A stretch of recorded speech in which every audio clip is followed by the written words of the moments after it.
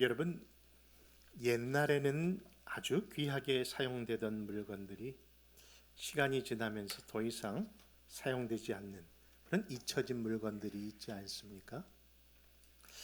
그 대표적인 것이 뭔가 한번 생각해 봤더니요, 옛날에는 집 전화기가 부의 상징인 적이 있었답니다. 그렇죠? 집안에 전화기가 있다면 이 사람 부자구나.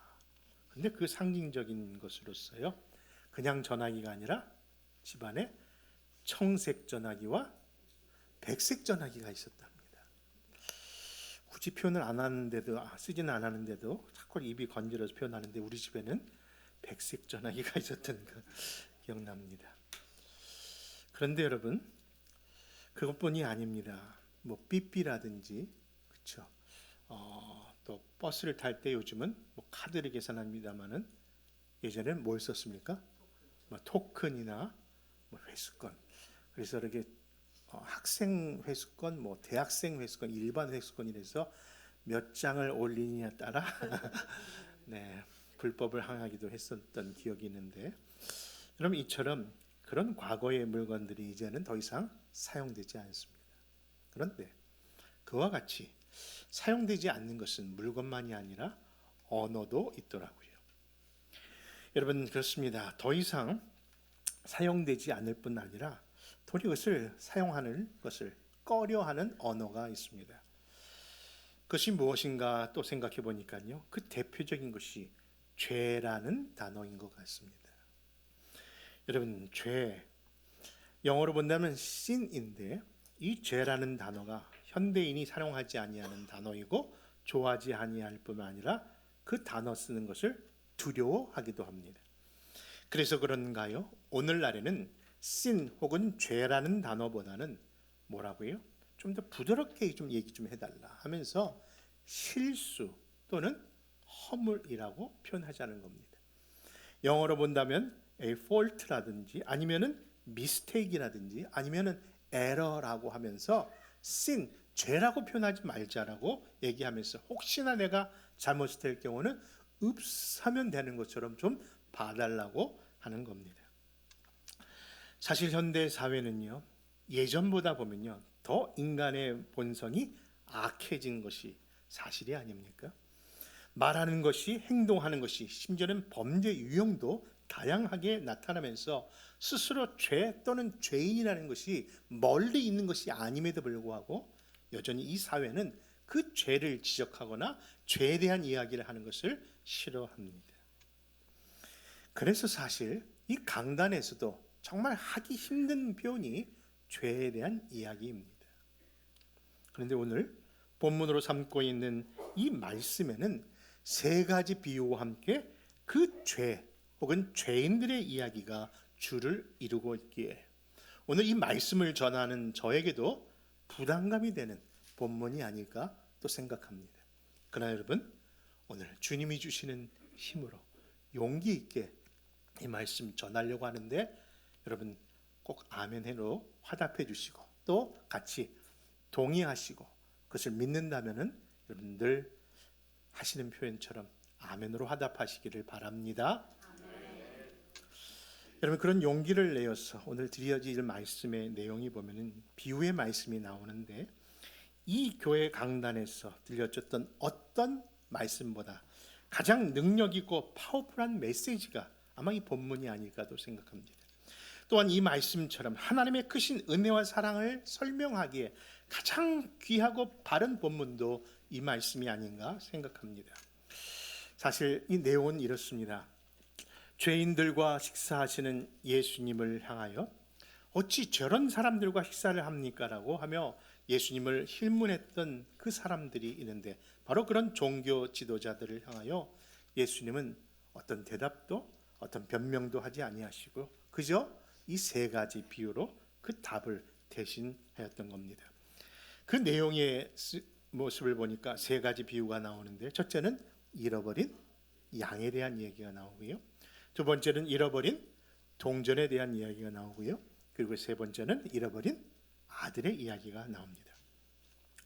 여러분, 이러한 서론적 배경을 가지고 오늘 누가복음에 나타난 사순절 메시지 세 번째 시간으로 잃어버린 자를 찾으시는 주님의 마음이라는 제목으로 함께 말씀을 전하겠습니다. 여러분, 첫째 주시는 교훈은 이렇습니다. 주님의 마음은 죄인을 긍휼히 여기시는 마음입니다. 우리 본문 우리 1절과 2절 여러분들이 먼저 한번 읽어주시렵니까? 같이 한번 찾아서 누가복음 Luke 15:1-2입니다. 같이 읽습니다. 시작. 모든 세리와 죄인들이 말씀을 들러 가까이 나오니 바리새인과 서기관들이 수군거려 이르되 이 사람이 죄인을 영접하고 음식을 같이 먹는다 하더라. 아멘. 사실 누가복음 15장을 읽었습니다만 그 전장인 누가복음 14장에 보면요, 그 마지막 구절에 소금에 대한 이야기가 나옵니다. 다시 말해서 맛을 잃은 소금.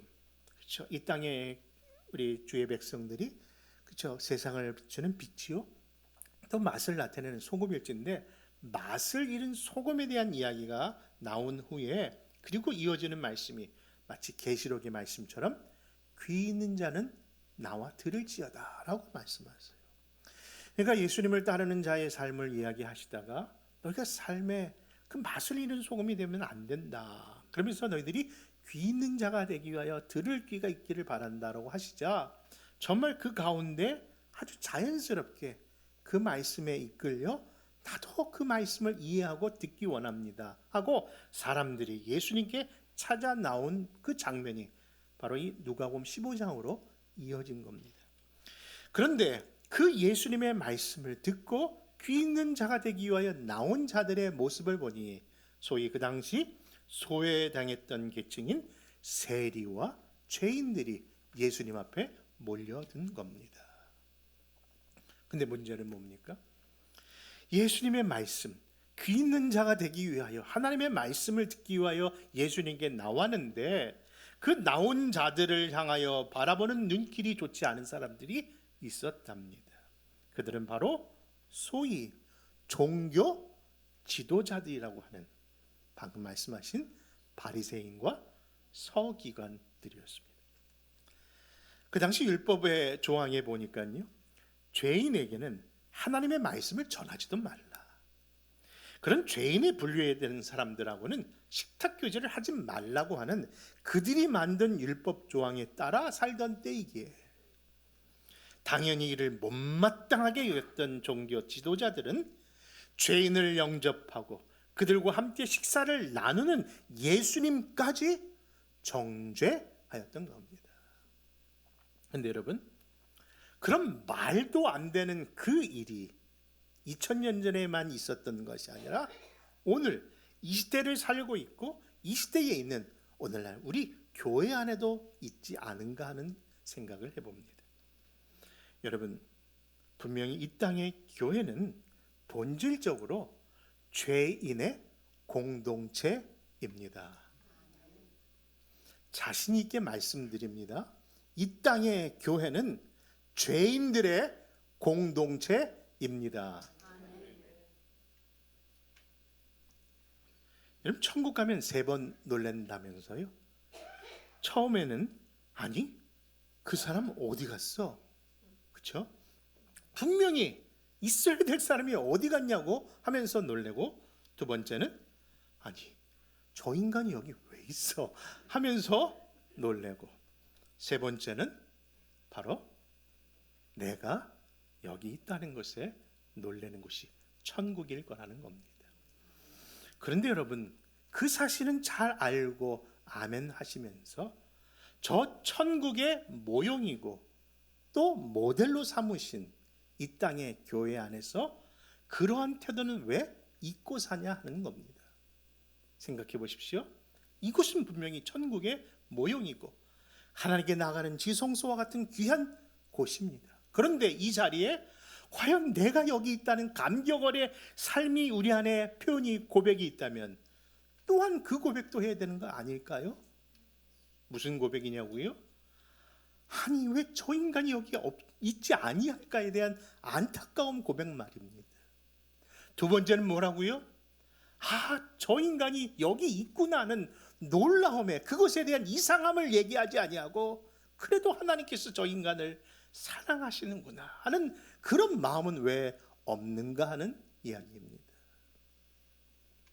여러분, 분명 나 같은 죄인을 하나님의 백성 삼아 주신 것이 은혜일 줄 믿는다면 그 일에 나의 어떤 의도, 공로도, 수고함도, 선함도 0.0000001%도 내가 더한 것이 없이 다 하나님의 국률하심과 은혜임을 안다면, 여러분, 우리는 남에 대하여 대하는 우리의 시선은 달라야 할 줄 믿습니다. 그런데 왜 우리는 그 은혜를 자꾸 망각하는 것일까요? 자신도 그러한 하나님의 은혜를 받은 자임에도 불구하고 여전히 왜 남에게는 우리의 시선은 이렇게 늘 날카롭고 매섭냐 하는 겁니다. 여러분, 예루살렘 양문 곁 베데스다 연못가에는요, 가끔가다 천사가 내려온다는 전설과 함께 그 물이 동할 때면 누구든지 먼저 들어가는 사람들은 무슨 병이든 낫겠다 하는 그런 이야기가 돌면서 그곳에 아주 각양각색의 그런 병자들의 집합소가 된 그곳이 바로 그 장소입니다. 그런데 여러분, 그런 각양각색의 집합소인 병자들의 집합소에 38년 된 중풍병자가 있었는데, 그때 마침 예수님이 그곳에 지나시다가 그를 고쳐주시는 놀라운 사건이 일어납니다. 여러분, 그런데 이 놀라운 변화와 역사의 사건을 성경이 어떻게 묘사하고 있는지 우리 같이 한번 요한복음 5장 2절과 3절을 찾아 읽습니다. 같이 읽습니다. 시작. 예루살렘에 있는 양문 곁에 히브리 말로 베데스다라 하는 못이 있는데 거기에 행각 5이 있고 그 안에 많은 병자, 맹인, 다리 저는 사람, 혈기 마른 사람들이 누워. 거기까지만 보겠습니다. 여러분, 그런데 그 지역이 참 놀랍습니다. 왜냐하면 그 각양각색의 여러 많은 병자들이 우글우글거리는 그 병자 집합소가 다른 곳이 아니라 양문 곁, 그렇죠? 베데스다 연못가라는 사실입니다. 여러분, 양문, 그런 예전에 교회 양문 교회가 어릴 때 많았던 것 같은데, 그렇죠? 양의 문이다 그래서 양문인데, 예루살렘에는 여러 가지 큰 문이 있었습니다. 그런데 그 문 가운데 바로 제사장이 제물에 쓰려고 그 제물이 들어오는 문이 따로 있었는데, 그것이 바로 그 대속의 제물을 쓰는 양의 문이라고 해서 그것을 양문이라고 불렀거든요. 근데 그 양문은 사실 양, 세상죄를 지고 가는 저 어린 양이 그곳에 계시다는 것이 이렇게 큰 방해가 되지 아니할 정도로 참 어울리는 그런 문이라 생각이 됩니다. 근데 그 문, 양문 옆에 뭐가 있었다고요? 베데스다라는 연못가가 있었어요. 근데 그 베데스다의 연못이라는 그 뜻을 살펴보니 다른 뜻이 아니라 은혜의 집이더라고요. 양문 곁에 은혜의 집이 있어요. 여러분, 무엇을 연상케 합니까? 이 땅에 교회가 아닐까요? 가장 은혜스럽고 예수님이 거하시는 그 문, 예수님이 함께 하시는 그곳이 양문 곁 베데스다인데, 이 땅에 상징적으로 주는 그 교회의 의미가 그 안에 있는 겁니다. 그런데 그 안에 있는 사람들이 어떤 사람이 있었다고요? 각양각색의 온갖 병자들이 우글우글거렸던 장소로 표현하고 있었던 겁니다. 그런데 여러분, 오늘날 그럼에도 불구하고 이 은혜의 집이라고 하는 이 땅의 교회 안에서는요, 그런 사람 오는 것을 꺼려하고 있다는 것은 아닐까 하는 겁니다. 보십시오. 여러분, 은혜의 집 안에 도리어 남의 아픔과 부족함과 약점을 함부로 말하고 함부로 판단하는 그 정죄가 이 땅의 교회 안은 왜 이렇게 많은지 모르겠습니다. 심지어 저 사람은 내 스타일이 아니야. 아니, 자기 스타일 때문에 교회 나올 것이 무엇이 정해졌다고 사람을 그렇게 함부로 판단합니까? 그 사람만 판단하면 좋겠는데 그런 사람들과 서로 사귀거나 말만 나눠도 저 인간도 아니구나 하면서 편을 나누고 또 당을 짓고 못마땅히 하는 그 모습이 각양각색의 병자들이 우글거리는 곳에서 지금 편나르고 있는 것과 뭐가 다르다는 이야기입니까? 당시 죄인들을 질타하였던 바리새인과 서기관과 다를 바가 없다는 것을 스스로 나타내는 것 말입니다. 여러분, 이 시간 저도 용기를 내서 말씀드리는데 이런 것 영적 교만입니다. 이거 절대로 교회 안에서 행하지 말아야 할 이기적인 잘못된 태도입니다. 하나님의 교회는 은혜의 집입니다. 온갖 병자들이 우글거렸던 그 베데스다 연못처럼 이 교회 안에는 죄인들이 올 수밖에 없는 곳입니다. 분명 하나님의 은혜를 입고 사는 자의 태도는 세상 사람들이 당연히 여기는 것 이상의 모습을 드려야 된다고 늘 생각하는데, 여러분, 왜 세상 사람들도 하지 아니하는 그런 수준 저하의 모습이 교회 안에 당연한 것처럼 이런 모습을 한다는 것, 하나님 기뻐하시겠습니까? 여러분, 분명히 전장이었던 누가복음 14장에서 누구든지 너희가 나를 따르려거든 자기를 부인하고 십자가를 지고 나를 따르라 하셨던 그 말씀 속에 다시 한번 귀 있는 자들은 들으라 하면서 자기들도 부족하고 연약한 죄인이지만은 하나님 앞에 다시금 나와 새 사람 살겠다는 그런 마음으로 귀 있는 자 되기 위하여 주님 전에 나왔는데, 세리와 죄인이라는 손가락질 때문에 감히 그 앞에 나가지 못하는 일을 이 땅의 교회가, 아니 내가 지금 하고 있지는 않는가? 여러분, 생각해 봐야 할 겁니다. 여러분, 사실이 아닐까요? 자신 한번 생각해 보십시오. 내 자신이 여기까지 왔던 것은 다 하나님의 은혜입니다. 그냥 은혜가 아니라 길이 참으시고 또 참으시고 또 인내하시는 결과로 그 몇십 년 동안 내 평생의 삶에 이 순간에 도착해서 이 자리에 앉아 있는 겁니다.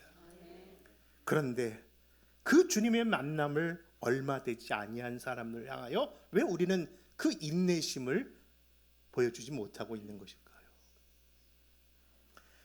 여러분, 하나님이 나를 사랑하시듯 누구도 사랑하신다? 다른 사람도 사랑하는 것 믿으시기 바랍니다. 과거의 내 자신을 생각해 본다면 결코 다른 사람을 향하여 어떤 말도 어떤 손가락질도 할 수 없을 것인데, 여러분, 우리는 지금 그 모습은 없고 다시 한번 우리의 조급한 마음에 그를 함부로 판단하고 또 판단하고 있지는 않은가 하는 겁니다. 사랑하는 성도 여러분, 이제는 나의 좁은 눈으로 세상과 이웃을 바라보지 말고 예수님이 우리에게 보이셨던 그 마음, 무슨 마음이라고요? 긍휼하심을 따라 우리의 눈이, 우리의 손이, 우리의 마음이 아직도 공사 중인 사람을 기다려주는 여러분, 우리 모두가 되시기를 부탁드립니다. 두 번째, 주님은 잃어버린 것을 찾을 때 매우 기뻐하시는 마음이십니다. 누가복음 우리 15장 3절과 4절 같이 찾아하겠습니다. 시작.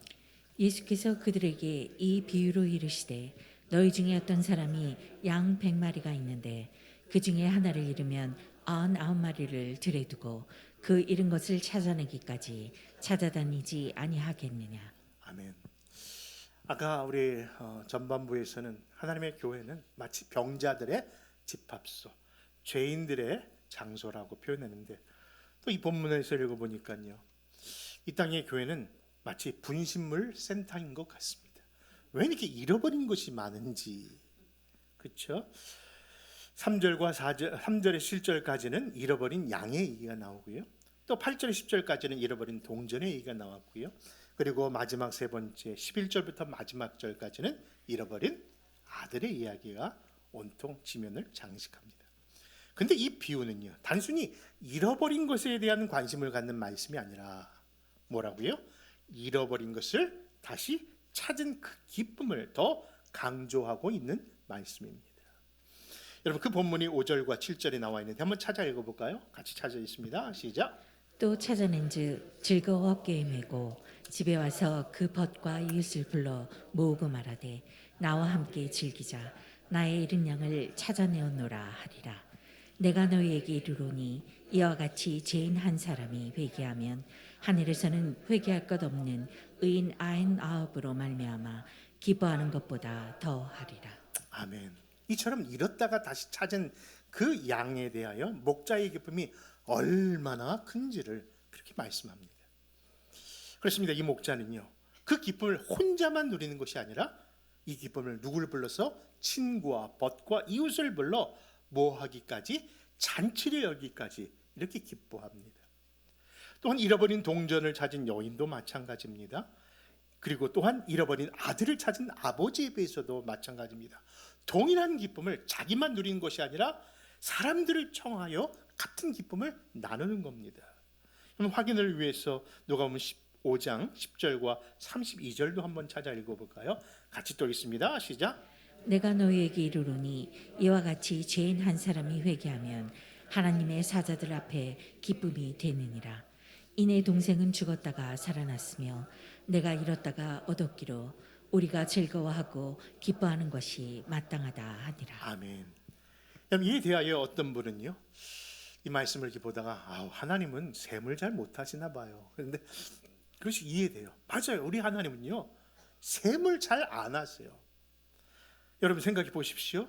잃어버린 양을 찾았고 잃어버린 동전 찾았다고 해서 동네 사람 불러 잔치를 벌이면요, 계산적으로 보면은 배보다 뭐가 더, 배꼽이 더 큰 것처럼요, 지출이 더 크게 발생하게 됩니다.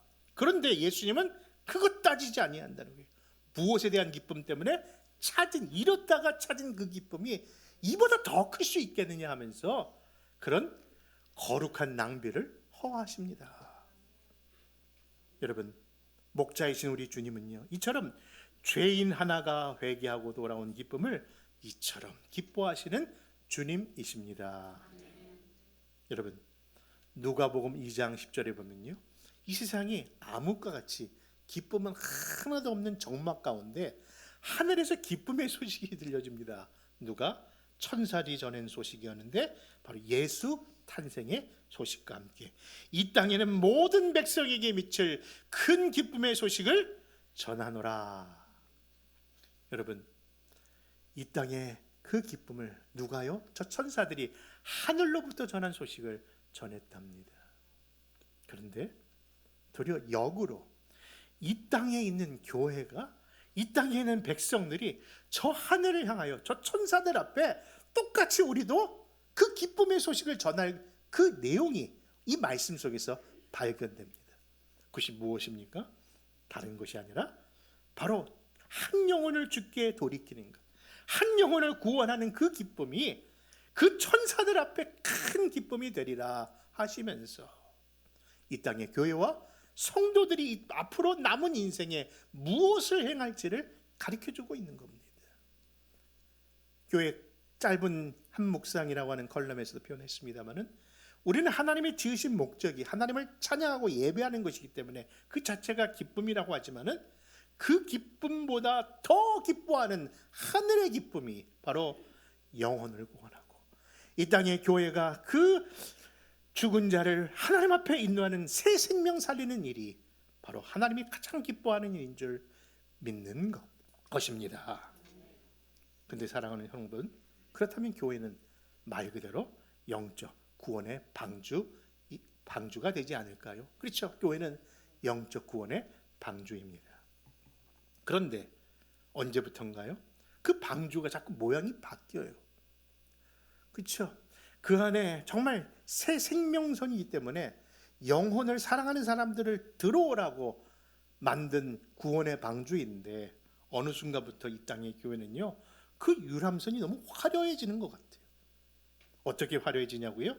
자기들만 위하여 즐겁게 행복을 누리기 위해서 그 유람선 안에다가 뭐 이렇게 부대 시설을 많이 꾸미려고 하는지. 여러분, 결국 구원의 방주가 아니라 자기들의 유람선이 되어가고 있는 것 같습니다. 여러분, 텍사스 모교에 그 파킹장에 유전이 터졌다고 합니다. 석유가 나온 거예요. 와, 너무나도 놀라운 역사가 일어난 겁니다. 근데 그 일이 일어나자 그 교회 당회는 다음과 같은 결의를 발표했다고 합니다. 그 결의는 이렇습니다. 우리 교회는 더 이상 교인을 받지 않습니다. 여러분, 그 이유를 다 아시죠? 그렇죠. 자기만 배부르겠다는 거예요. 여러분, 아무리 석유값이 비싸고 좋다고 하지만은 우리는 그보다 더 크고 더 값진 예수 생명을 영원히 받은 존재인 줄 믿습니다. 그러므로 이 기쁨의 소식을 나만 갖고 있는 것이 아니라 더 넓게 더 멀리 전하고 나누는 진짜 교회다운 교회, 그런 성도 되시기를 다시 한번 축원합니다. 마지막으로 주님은 다함이 없는 탕부의 마음을 이야기하십니다. 우리 누가복음 15장 22절과 24절입니다. 같이 찾아 읽습니다. 시작. 아버지는 종들에게 이르되 제일 좋은 옷을 내어다가 입히고 손에 가락지를 끼우고 발에 신을 신기라. 그리고 살찐 송아지를 끌어다가 잡으라. 우리가 먹고 즐기자. 이 내 아들은 죽었다가 다시 살아났으며 내가 잃었다가 다시 얻었노라 하니 그들이 즐거워하더라. 아멘. 이와 같이 아버지의 분깃을 창녀들과 함께 삼켜버린 그 아들의 그 귀향을 그래도 반겨주시는 그 모습을요, 렘브란트라고 하는 화가가 탕자의 귀향이라는 그림을 그렸는데 아마 보신 적이 있을 겁니다. 우리 한번 그 그림 한번 소개해 볼까요? 근데 이 그림 속에 몇 가지 우리에게 주시는 그런 메시지가 발견됩니다. 여러분, 탕자의 귀향, 그렇죠? 아버지가 아들을 안고 있습니다. 근데 그 그림 속에서 여러 가지 포인트가 있는데 이 시간에는 세 가지만 표현한다면요. 첫째는 그 돌아온 아들이 벗겨진 신발이 인상 깊고요. 그리고 두 번째는 그 아버지의 손이고 또 이를 못마땅히 바라보는 첫째 아들의 모습입니다. 여러분, 돌아온 탕자의 신발, 그렇죠? 그거의 과거의 삶이 어떠했는가를, 벗겨진 신발뿐만 아니라 낡아 찢어진 신발이고 그 신발도 제대로 신지 못하고 달려올 수밖에 없고 또 반겨주신 모습 속에 그 모습이 담겨져 있죠. 그 그림을 또 통해서 보면은 그 돌아온 탕자를 다시 감싸 안아주시는 아버지의 두 손이 나오는데 이 손을 자세히 보면요, 그 두 손이 짝짝이에요. 어떻게 짝짝이냐고요? 크기와 모양이 다릅니다. 근데 그 다른 모습 속에 메시지를 또 전합니다. 무슨 메시지인가 보았더니요, 바로 엄한 아버지의 부성과 엄한 인자한 어머니의 그 모성을 표현하기 위해서 왼쪽 손은요, 힘줄이 드러나는 아버지의 손이 그려져 있고요, 그 오른쪽으로는 그 모든 걸 그래도 받아주시는 어머니의 사랑의 손길로 그렇게 그림을 그렸답니다. 여러분, 이 비유의 말씀처럼 집을 나간 탕자와 집에 안에 있는 그 첫째 아들의 탕자에 대한 이야기로 이 말씀을 우리는 늘 기억합니다만, 사실 이 말씀 속의 중심적인 메시지는 잃어버린 바 된 아들들을 이야기하는 것이 아니라 그럼에도 불구하고 끝까지 기다려주시고 받아주시는 탕자가 아닌 탕부에 대한 이야기라는 거예요. 어느 때까지요? 자기의 모든 것을 다 내어놓기까지. 그래서 십자가의 사랑은요, 탕부의 사랑이에요. 소개해드린 이야기처럼 죄인들의 친구 되신 주님은요, 오직 세리와 또 집을 나간 돌아온 탕자들만의 하나님이 아니시라는 것을 보여줍니다. 여러분, 생각해 보십시오. 이 말씀 가운데 보면요, 32절로 끝나는데 이것이 마치 끝나지 아니한 이야기처럼 보입니다. 왜냐하면 그 돌아온 동생을 향하여 불만을 갖고 있는 형님이 입술이 이만큼 나와서 나에게는 아무것도 해준 일이 없으면서 왜 저 허랑방탕에 살았던 아들을 품어주시냐에 대한 불만을 내비지 않습니까? 근데 그때 아버지가 왜 기뻐하지 못하느냐, 저 아들은 죽었다가 살아났고 잃었다가 다시 찾았노라 하면서 우리 함께 즐기자라고 하면서 그 다음 대사, 아들의 대사가 상생략되어 있어요. 여러분, 대사가, 여러분 보십시오. 그것은 그 아버지가 돌아온 탕자뿐만 아니라 집안에 있는 탕자도 여지껏 기다리고 계심을 이야기하고 있는 거예요. 여러분, 그렇습니다. 우리는 지난주에 회개에 합당한 열매를 맺으라는 말씀 들었습니다. 이처럼 회개라는 것이 주의 은혜입니다. 왜냐하면 주께로 돌아갈 수 있는 기회가 회개에 근거하기 때문입니다. 근데 그 회개가 내가 했기 때문에 회개가 아니라 회개를 할 수 있도록 기회를 주셨기 때문에 그 회개가 의미가 있는 것이죠. 생각해 보십시오. 그리스도의 십자가가 없었다면 우리의 회개는 한낱 후회와 공연불에 지나지 않을 겁니다. 그런데 유월절 어린 양처럼 모든 인류의 대속 제물로 오신 예수님의 그 십자가의 은혜가 있었기에 오늘 우리는 이 기간 1년 중 가장 복되고 기쁜 이 사순절을, 십자가의 계절을 다시 한번 어떻게 살아야 되며 무엇을 바라야 되며 어떤 열매를 맺어야 되는지를 똑똑히 알게 된 줄 믿습니다. 그것이 바로 기도와 말씀으로 주께 나아가는 겁니다. 여러분, 이제는 결단합시다. 이제는 헌신합시다. 조금 힘들고 어렵고 오해가 있어도 우리가 가는 길이 예수님 따라가는 길이고 십자가의 다리이기 때문에 그 길 끝에서 그 탕자의 아버지를 바라보는 두 손처럼 우리를 안아주실 거고 잔치를 베풀어 주실 줄 믿습니다. 그런 우리 교회와 성도 되시기를 다시 한번 소원합니다. 사랑의 주님, 이 시간 다시 한번 주님의 은혜의 말씀으로 바로 서봅니다.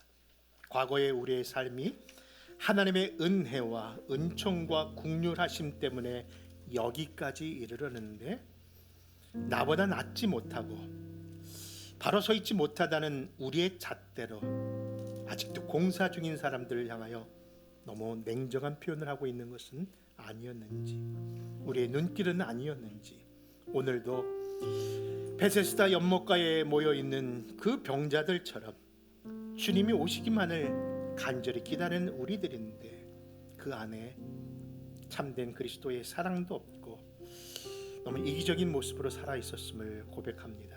주님, 용서하여 주시고 다시 한번 이 은혜의 자리로 우리를 인도하시는 그 주님, 그 어린 양 예수님을 따라 다시금 바로 서며 바로 바라보며 바로 걷는 우리가 되게 하여 주옵소서.